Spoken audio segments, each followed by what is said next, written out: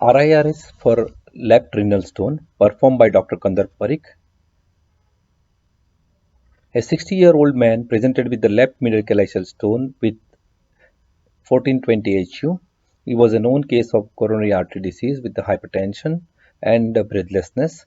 Here you can see a ureteral access sheath was placed in the upper ureter just below the UPJ, and you can see UPJ opening up very well. Now my scope is in the pelvic calyceal system. You can see the apocalyx. I'm trying to enter into the apocalyx, which is a bit complex. You can see the apocalyx. This is the middle calyx and the stone is in the middle calyx. In order to avoid radiation, we brought back the scope in the ureteral access sheath and insert the laser fiber. Laser fiber is withdrawn till the tip of the scope, and now the scope is introduced under vision into the pelvic calyceal system. Here you can see a stone in the middle calyx. This is a typically calcium oxalate monohydrate stone. I could have preferred to put the stone in the upper calyx, but the anatomy of the upper calyx was a bit complex and patient was under spinal anesthesia. So I preferred to deal with the stone in the middle calyx itself. The entire procedure was done with the gravity irrigation, and you can see a lot of respiratory movement. That is because the patient is under spinal anesthesia. Now initial energy setting was zero point 0.7 joule and 12 frequency. Here I'm using 200 micron fiber, 35 watt quanta laser and flex XC scope.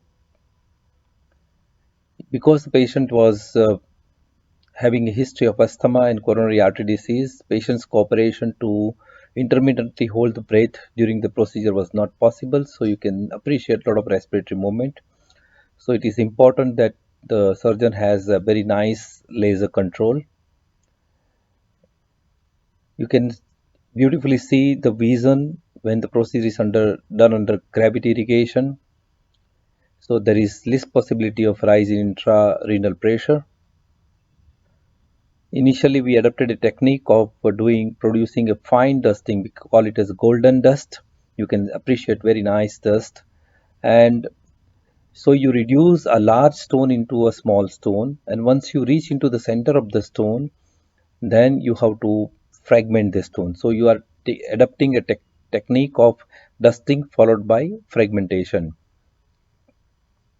Here I am trying to flip the stones because it's easier to break the stone from the surface.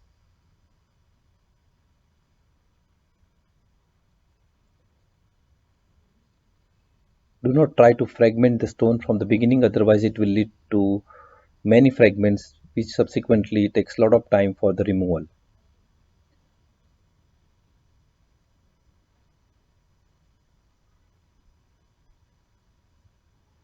Intermittently we empty the system. You can see lot of dust fragments or particles coming out through the ureteral access sheath.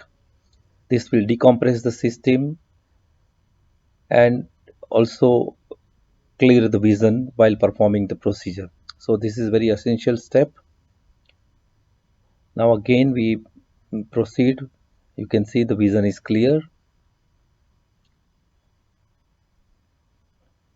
During this entire procedure, our total lasing time when we finished it was 32 minutes. Now here you can see that stone is reduced to a very small size. Once it is reduced to very small size, it is very difficult to stabilize the stone. So that is a good idea to break the stone into small pieces sufficient enough to be taken out through the ureteral access sheath. Here this stone was broken in about 6 to 7 pieces.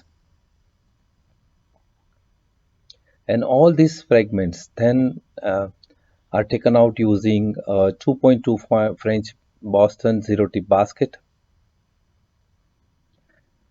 Once the basket is inserted with the gravity irrigation, you can see that the vision is a bit compromised.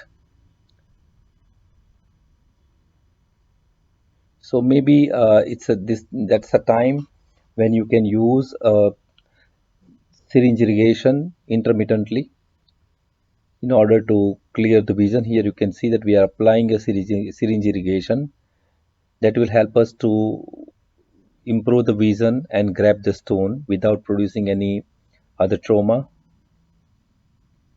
You can see now the vision is improved. Grabbing the stone with the basket and taking it out.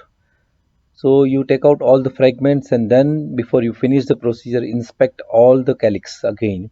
So I'm going into the upper calyx. You can see there is upper calyx, and there are small dust particles in the upper calyx. That's the area of the middle calyx. That's clear. That's where we broke the stone into multiple pieces, and then we enter into the lower calyx, which is also that's the lower calyx. Again, small dust particles, not much. The particles are washed off, and the procedure is finished. You can see very